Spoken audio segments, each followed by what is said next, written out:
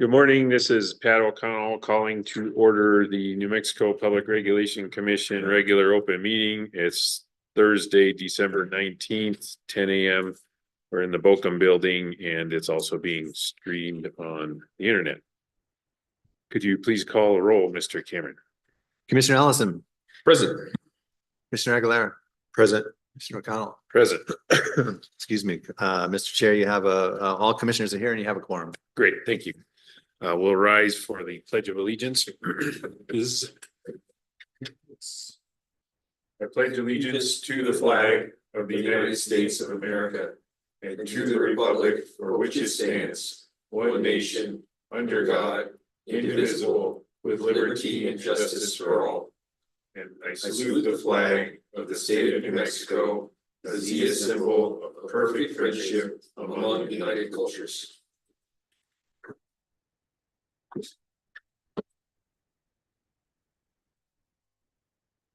We've got an agenda in front of us. Are there any changes to the agenda? Mr. Chair, I do have a request that items 1 and 2 on the consent action items be moved to the regular agenda.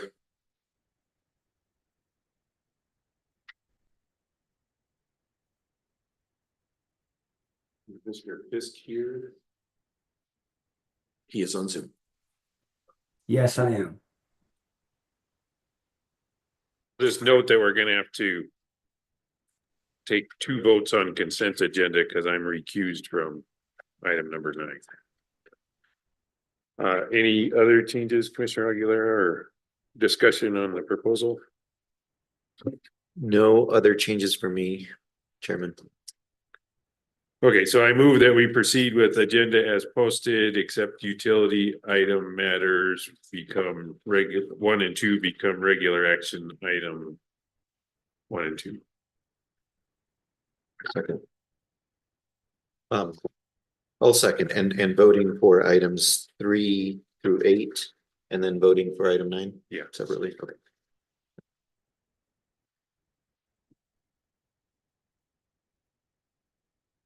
And just as a point of something, Commissioner Ellison seconded it before Commissioner Aguilera seconded it. So the motion is to move consent items 1 and 2 to the regular agenda and then have 2 votes on the consent agenda, 1 for items 3 through 8 and then 1 on item 9. So Commissioner Ellison. Aye. Commissioner O'Connell. Aye. Commissioner Aguilera. Aye. The motion to modify the agenda as I just identified passes unanimously, Mr. Chair. Great, thank you. Next is public comment. Is there anyone here wishing to provide public comment? Mr. Rodriguez, do we have anyone signed up to provide public comment? Mr. Chair, we don't have anyone online for public comment. Thank you. So we'll proceed. Any announcements from Office of General Counsel? Thanks, Mr. Chair. Our appellate specialist, Erin Lecoq, has wanted to give an update to the commission. She's online. Okay. Good morning, commissioners. Morning. Good morning. I have a quick update about an opinion that was filed from the Supreme Court last week on December 6th. This is the appeal about the IRP rule. It was appealed by all 3 of the investor-owned utilities, EPE, PNM, and SPS. And the court examined, there were 4 different things the court examined in this. One was whether the IRP rule as the commission adopted it complied with the statute, in particular the Efficient Use of Energy Act. The second was whether the commission provided adequate process or due process to all of the parties. The third was whether the commission actually had the authority to adopt the rule given the policy considerations for the evolving energy laws, including the purposes of the Efficient Use of Energy Act and the Renewable Energy Act. And then finally, whether the commission considered kind of multi-state operations, not just here in New Mexico.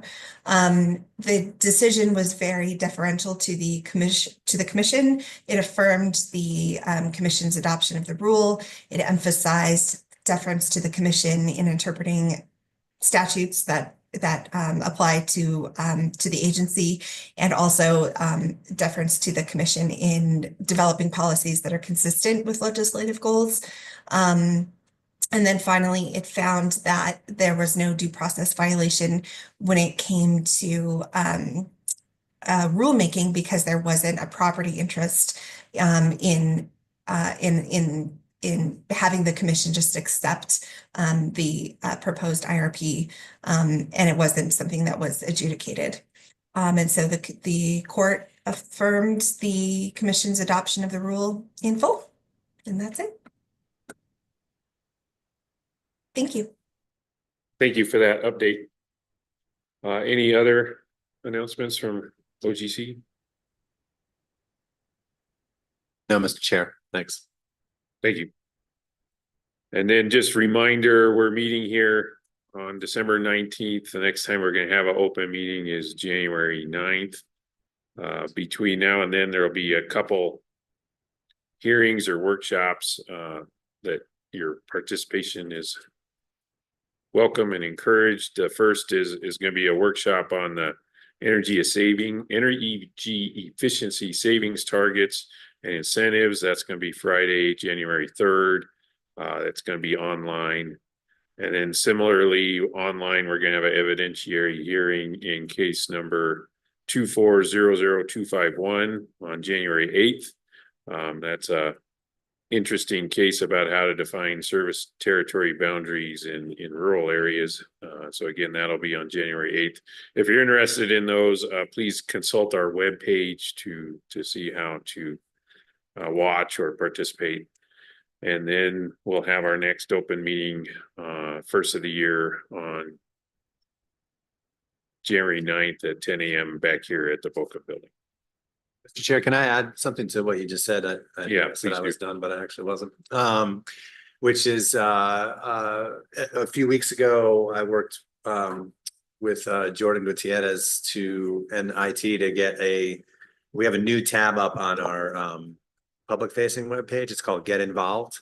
And that's a place where the public can find things like what you're talking about. Although interestingly enough, the one you were just talking about isn't on here for some reason, but there are other informational workshops, public comment hearings can be found on there.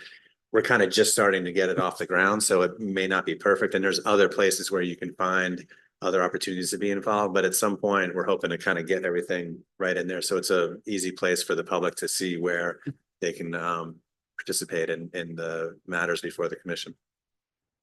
Thank you for that update. Commissioners, did you have any other announcements? No, thank you. For me, thank you. Okay, so we'll proceed to consent action items. Just reminder that I'm gonna have to bifurcate the consent agenda just because I'm recused from item number 9. So first question is, do we have any discussion or questions on items 3 through 8?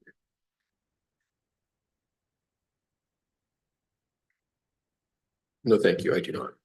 Then I'll move for approval of the proposed orders on consent action items number 3 through 8.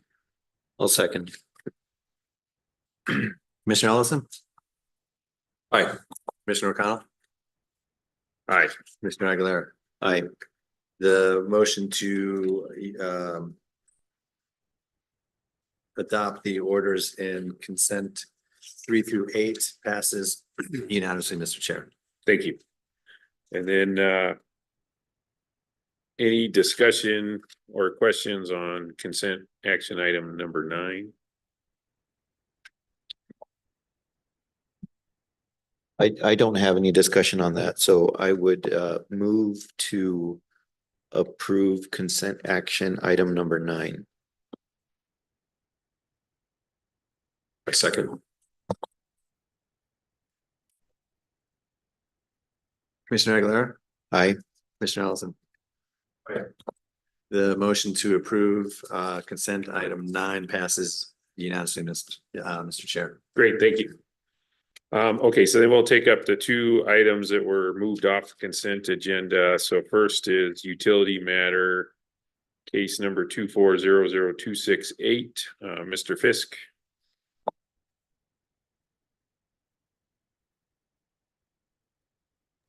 You're muted there. Yes, I'm unmuted now. Mr. Chairman, Commissioners, can you hear me? Can you hear me? Yes, we can. Okay. As you know, Commissioner Ellison wanted to take this matter off of the agenda. I don't know, Commissioner Ellison, do you want to go ahead and describe the issue that you have with the proposed order? Yes, I would. The issue here is that SPS is requesting expedited treatment with its 2026 plan year application, asking to file it on April 1st and wanting, of course, the determination within 6 months by October. However, they propose to leave their 2024 RPS report filing as it currently stands in the schedule for July 1st. My concern here is that I believe that the 2024 RPS compliance report provides some useful information and context for the 2026 plan year report. And so I think that if SPS wants expedited treatment on the 2026 plan, that they also should accelerate the filing of their 2024 RPS report to match that same date of April the 1st.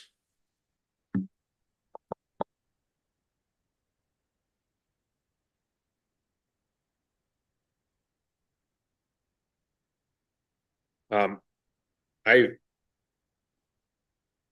maybe too much experience is a bad thing here, but there's a difference between the report that has to get filed and information being available. The report, you have to meet accounting standards. And so knowing how much renewable energy you had and having it meet accounting standards might be two different things. So you end up with chasing precision that isn't necessary, I think, to look at a plan. And I understand why it takes a while for utilities to file the report. It's what the reporting requirements require. So I disagree with, I agree with the concept that, yeah, you need to know what you had in 2024 to plan going forward. I don't think requiring this report prevents them from being able to put a good plan together and provide us the information that's needed to approve the plan. So just disagree with that.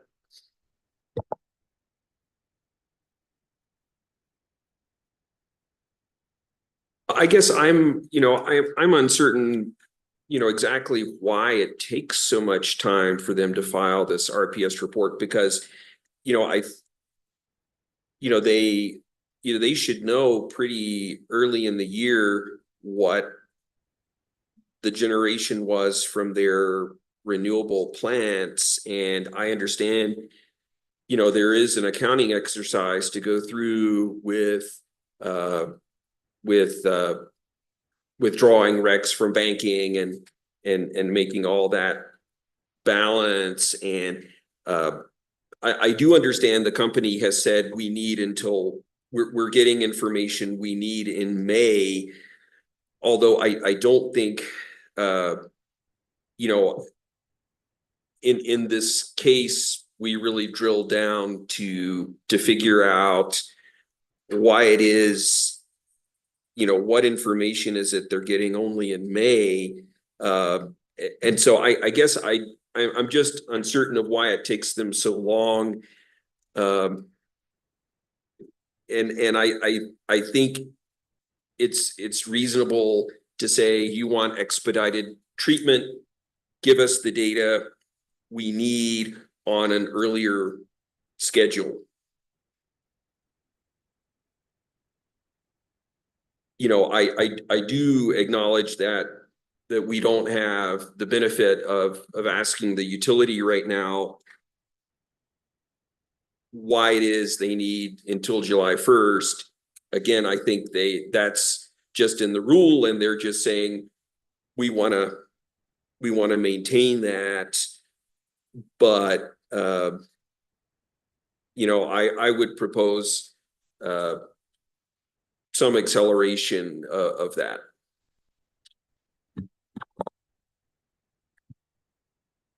So I think you hit on a good point, Commissioner Ellison, is that we don't have the benefit of knowing what the utility thinks here, and also note that and please correct me if I'm incorrect here, Mr. Fisk, but there's no opposition to the request provided. Yes, Commissioner Aguilera, that is correct. Yeah. As it should be for a consent agenda item. And so I would be uncomfortable making a change to the process if there's no opposition and we are not able to hear from the utility at this point. Just going in terms of what the variance standard is asking for here, it appears that the utility has met that standard, and so I'm uncomfortable with changing it at this point. I think we could have maybe asked a bench request, which, you know, is still maybe a possibility here, but asked in a bench request what the impact would be. I'm not sure that's necessary at this point. Okay, what I do think we need at a very minimum is when they file that 2026 plan, we need an accurate an estimate of 2024 RPS compliance as they can provide in that report, just so we have the context. So I accept that there could be a difference between a good estimate and the report that they're going to file.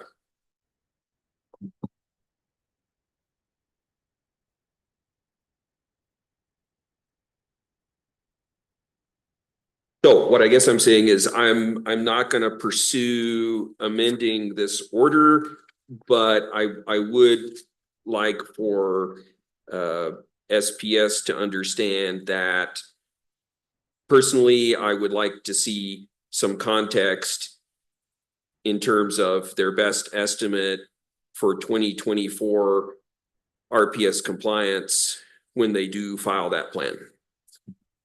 Yeah, I agree with that. And I think also, in addition to what Commissioner Aguilera said, if I have to pick between having the report and the plan, the public interest is better served by having the plan. So haven't heard that, and I think you made your point quite clear, and I agree with you that they need to show us what they think 2024 was in the plan, and then we'll get the report at a later date. I will move for approval of the order proposed on this item. I second. Commissioner Aguilera? Aye. Commissioner O'Connell? Aye. Mr. Ellison? Aye. The motion to approve the order passes unanimously, Mr. Chairman. Great, thank you. Mr. Fisk, we got case number 22000049 UT. Yes, Mr. Chairman and Commissioners. This morning, Commissioner Ellison pointed out to me that he would like a particular phrase removed from the findings of the order. And as it so happens, that had been a phrase that I meant to remove before this was uploaded to Board of Facts. I apologize for that. With regards to where that phrase is, it is in paragraph 9, findings and conclusions. The second sentence of that paragraph says the complaint fails to state any cognizable claim, fails to identify any statutes or commission rules that have been violated by respondent, and is largely incomprehensible. And I meant to, and Commissioner Ellison would like to remove the phrase and is largely incomprehensible.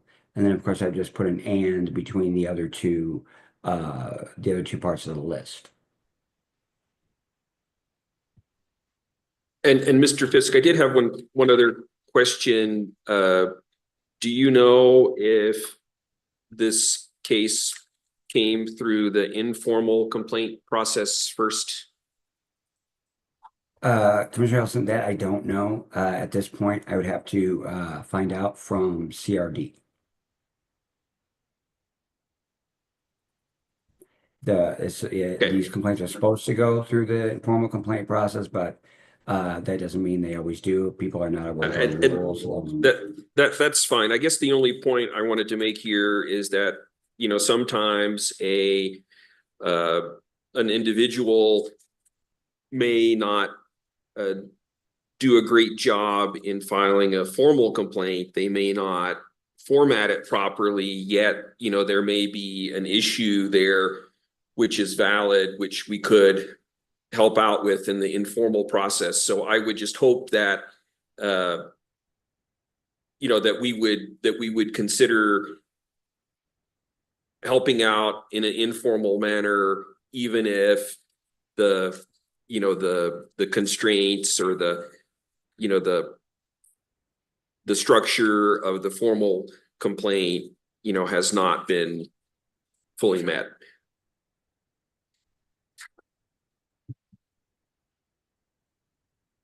Well, I would just say that I agree with you, Commissioner Ellison, and thank you for catching this. I think this is the kind of tonal change that we need to make sure we get correct.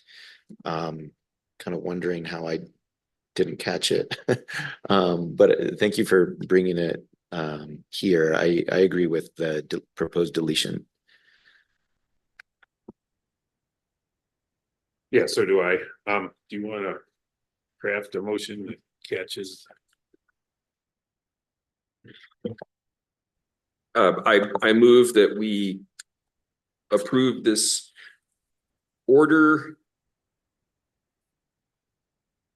and also in that we're deleting the last phrase in paragraph 9 and is largely incomprehensible. I'll second that. And just quick discussion, I think Mr. Fisk also mentioned adding the word "and" before the last Yes. part. So Yes. I think we understand what we're voting on. Commissioner Ellison? Aye. Commissioner O'Connell? Aye. Commissioner Aguilera? I The motion to approve the order in 22000049 UT with the edits just discussed passes unanimously, Mr. Chair. Great, thank you. Next time on the agenda is discussion and potential action. I'd asked OGC just to review the kind of stuff that has to be done annually. Some of these do, some of them don't. So anyway, gonna ask Mr. Cameron to walk us through a discussion and then make a recommendation for what we can do, should do at this meeting to be ready for the next year. Thank you, Mr. Chair. So in your binders and on the agenda, you can see I've got 4 items listed there. The 2025 Code of Conduct Resolution. Excuse me. 2025 OMA, that's Open Meetings Act Resolution, the Commission Chair election, and then 2025 OM, which is Open Meetings Calendar. So I'll take those in order as far as the and I have drafts of these in your binders in the last section there.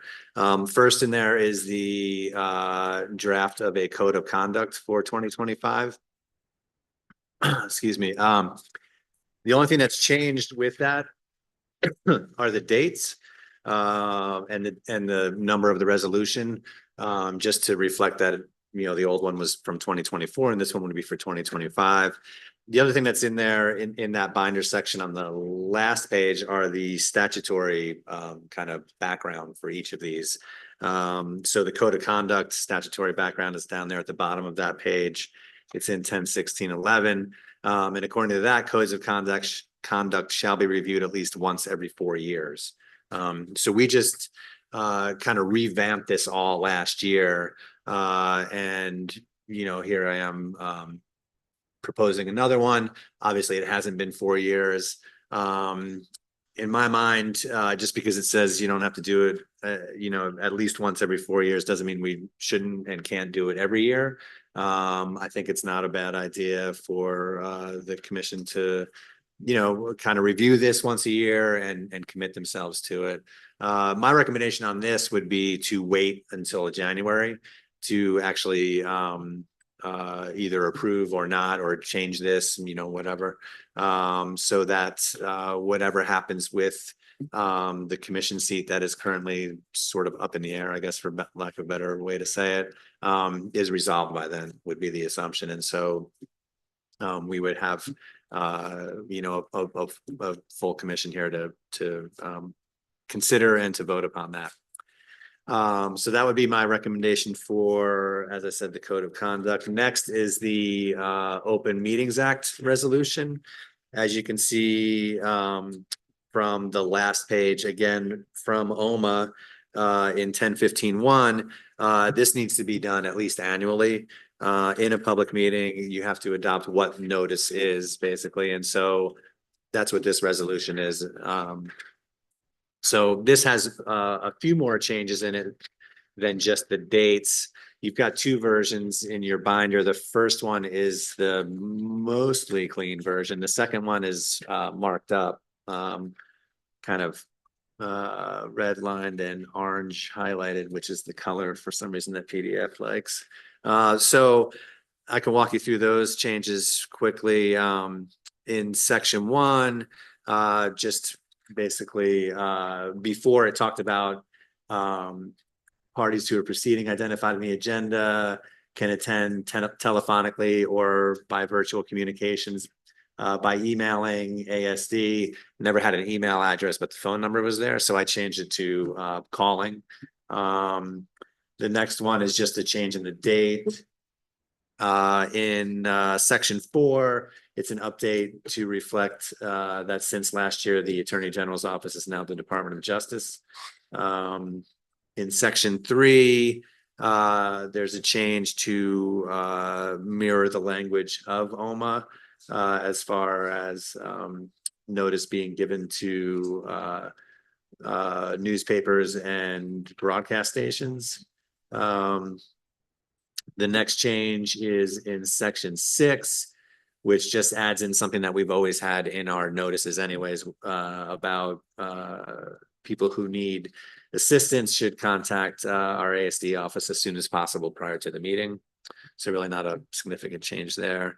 And then in section 7A2, there's a change to take out the phrase "to the members" in terms of a notice for a closed meeting.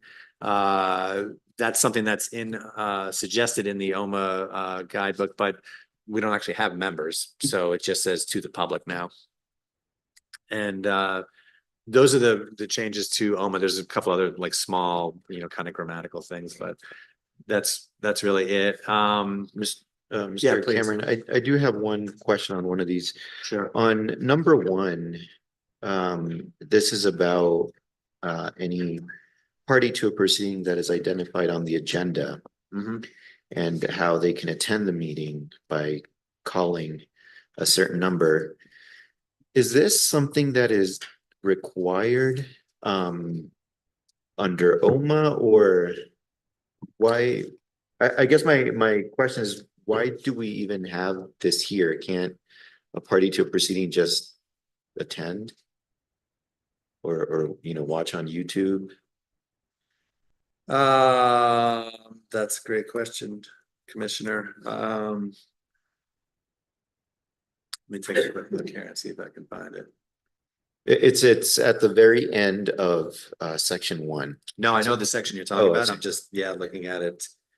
Yeah, see and then if kind it of is the some origin. kind of requirement, this, I would argue that just allowing anybody to attend is superior to having them, I guess, make a reservation, for lack of a better way to say it. And so maybe we don't need to have it in here.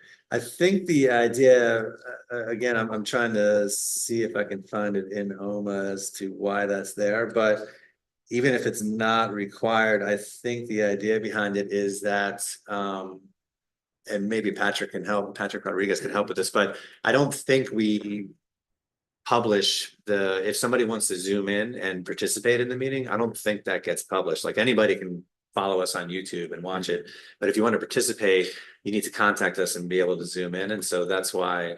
Yeah, this is about attending, though. It doesn't say participating. It says. Right, well, I think that's the idea, attend, participate. I think it's, virtual attendance. Okay, well, something to consider. Okay, yeah, and I can do that, and I was gonna suggest that we not vote on this either, much like the code of conduct, because we should wait to see what happens, and we can do that in January, and I can dig it with you between now and then. Just reading between the lines, I think some of the concern might have been this Zoom bombing type of potential for Right, why, you don't publish the Zoom to everybody and you have people request it. But at the same time, as you're saying, anybody can watch on YouTube, and we don't want to put up artificial impediments. So something to consider. Yeah. That's not a potential, it actually happened.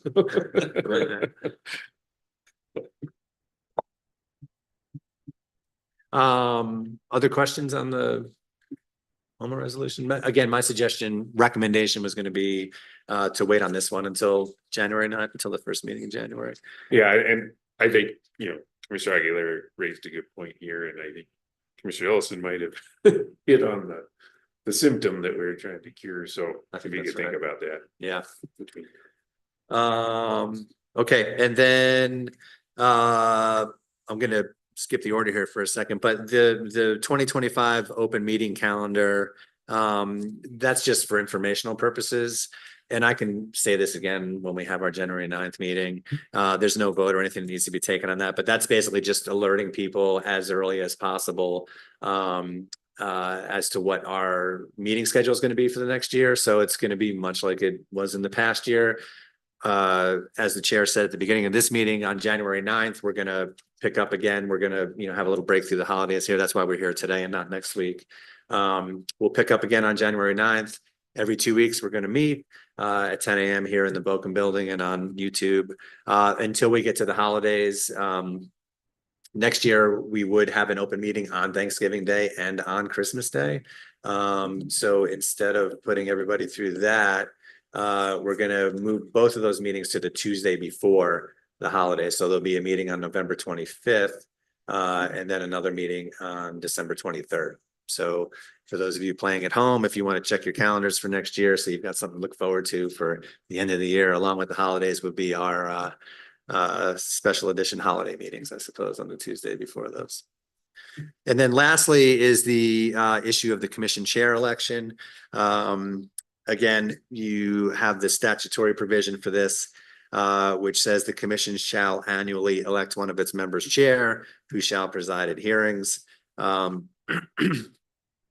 So we did this last year in January. I think it was the second meeting in January that this it was brought up at the first and then was actually occurred on the second. Currently, obviously, Commissioner O'Connell is the chair. I think again with the uncertainty over what's happening right now with the seat, that for continuity purposes and I think also just to make it so that if somebody new does end up coming in, there's not this immediate need to try and figure out how to vote on this type of thing. My suggestion, in order to not have any issue with the fact that the statute says shall elect annually. I mean, I looked at Black's Law Dictionary and all these different definitions of annually, and you can slice it, I suppose, how you want, because that's how we do it, to say it's got to happen at some point in the year, or it's got to happen like every 12 months. And so in my mind, the easiest way to deal with that, and my recommendation would be to have an election today to and my suggestion on that would be to have the chair continue in his role through July 1st. And then at that point, have another election to either, continue or to have a new chair, and then start having that election in the last meeting in June every year and tie it to the fiscal year instead of tying it to the annual year. And then we wouldn't have this problem every couple of years where there's somebody new maybe coming in and, that continuity issue. So that'd be my recommendation on that. I think one benefit of waiting is because Commissioner Ellison might, if he gets reappointed, might need to be reconfirmed, right? Is that correct? Or whoever comes in might need to get reconfirmed, and so that would put an election after any kind of confirmation. Right. And then with respect to voting today, I mean, I think you just said it, we already voted this year. And so I don't see why we would need to vote again today, especially if it's something that is sort of arguably like a term. Well, the statute says annually. So, right. So this year and then another one next year. Yeah, it could be interpreted that way. It could be interpreted to mean, every 12 months, within the space of a year, once in each year, continuing for the period of a year. Exactly. I would personally think once in a calendar year, there needs to be an election. Seems to be, is how I would interpret it. But I like the idea of having the chair election sort of mid-year for the reasons described. I think every 2 years, we've got the potential of having a new member of the commission, and it's going to take them some time to find their footing and to really get acclimatized to the PRC, and having that mid-year election would do that. And I also agree with Commissioner Aguilera. I don't see the need to vote today. Yeah, so it sounds like we're okay with voting in June, so we just take that as a commitment that we'll do that. And then sounds like the three of us are thinking the same way, that this every 2 years is just kind of an interesting moment for the commission. And one thing I've been working on is try to get somebody here at the January 9th meeting so we can have a oath of office ceremony to start the meeting. We'll definitely have somebody starting a new term, so they'll have to take the oath of office for that. And then personally, I just feel like it's a good recommitment thing. And so anyway, just preview that's something that'll be on the agenda for the 9th, assuming we can find somebody capable of administering it, who isn't him, but no, just kidding. I'm not sure who can administer the office. If it can be you, Mr. Cameron, that'll be fine. But so just heads up, that's something else we're working on. So summary of what I heard is it sounds like we had good discussion and good comments on some of these resolutions. We're not gonna take any action today. We'll have a couple items on next meeting and another item in June out of this discussion. Mr. Chair, I did have one comment to make on the code of conduct. I completely agree. It makes sense doing this in the new year. One thing struck me as odd, even though I guess it's in our current one. Number 11 says, each commissioner shall be prohibited from dismissing a classified employee for failure or refusal to pay or promise to pay any assessment to any political organization or candidate.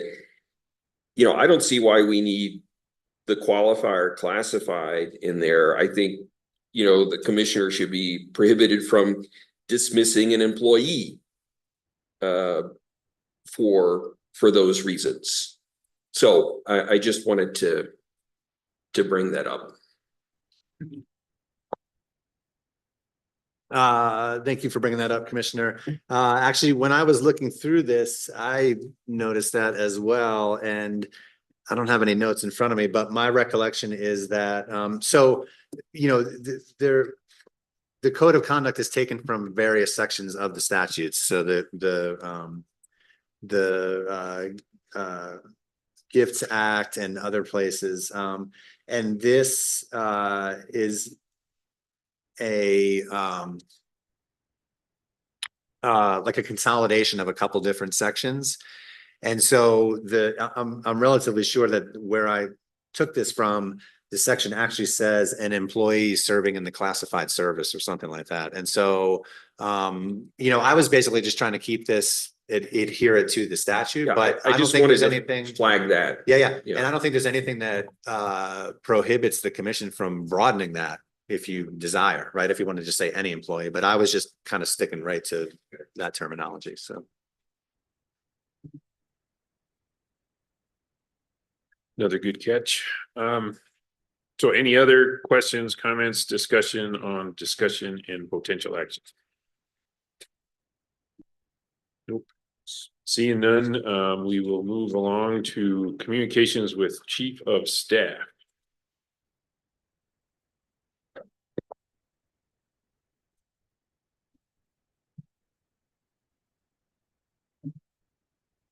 Good morning, commissioners.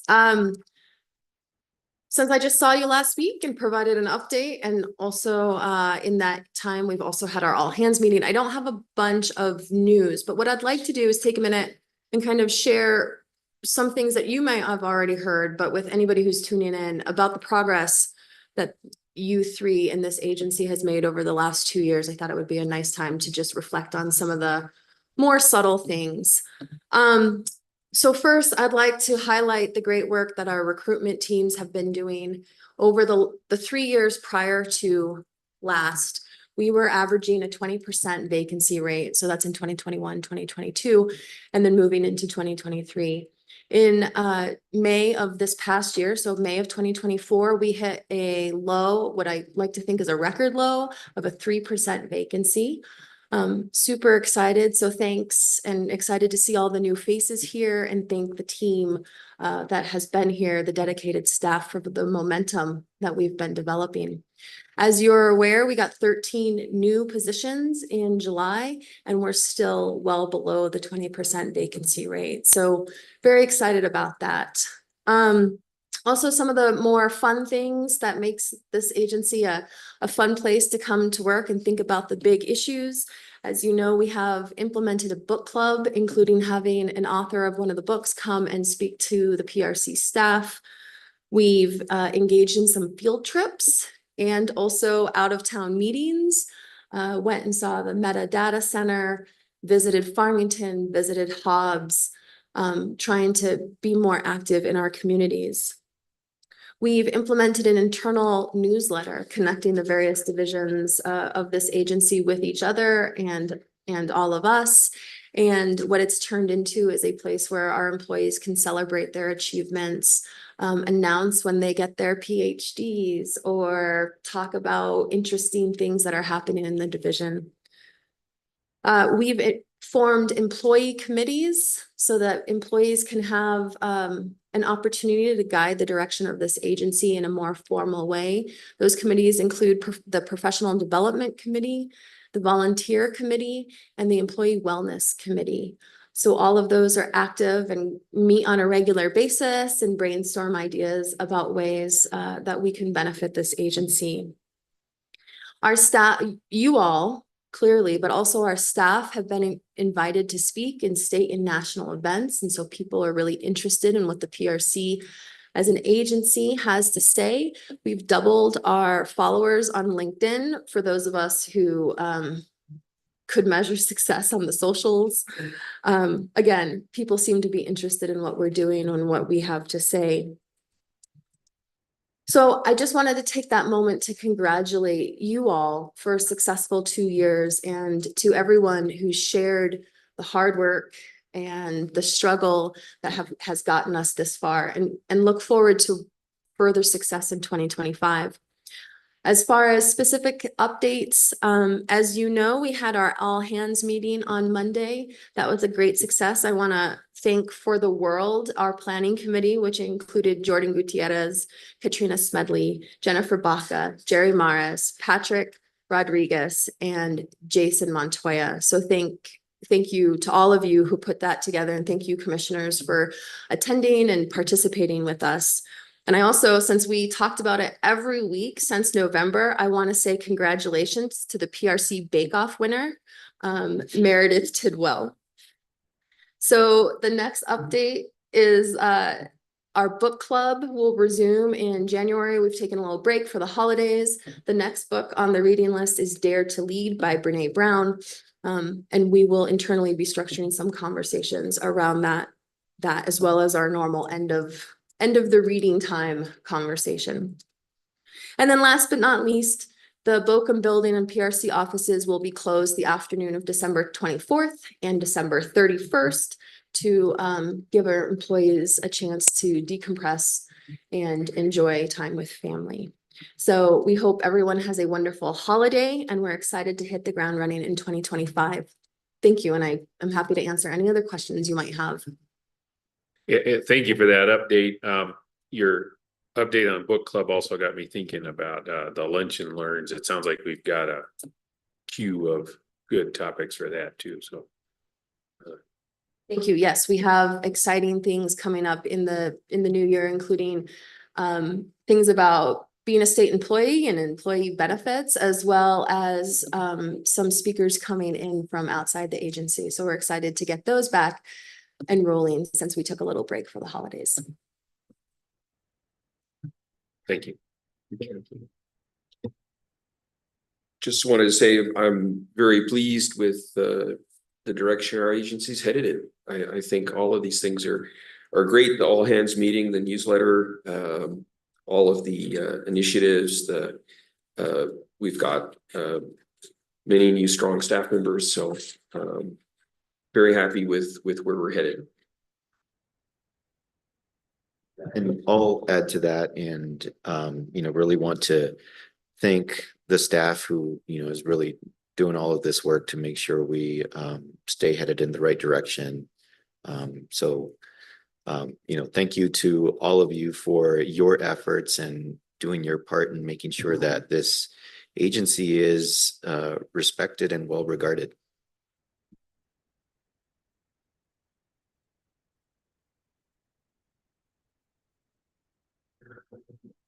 So last up is communications with commissioners. Again, we met a week ago. I don't have much news that has happened in a week. So I'll just roll into that with where the two of you left off with communications with chief and staff. And it's just personal gratitude for progress, and that's been achieved by people working together. As we continue to work together, we're getting to some of the bigger, more challenging, but probably more rewarding things to tackle. And so as I told the staff on Monday, is the journey continues, and I'm happy to be on that journey with this agency. That's my end of the year moment of reflection. Commissioners, did you have anything else to add on the communications with commissioners? There's one thing I did want to mention, Mr. Chair.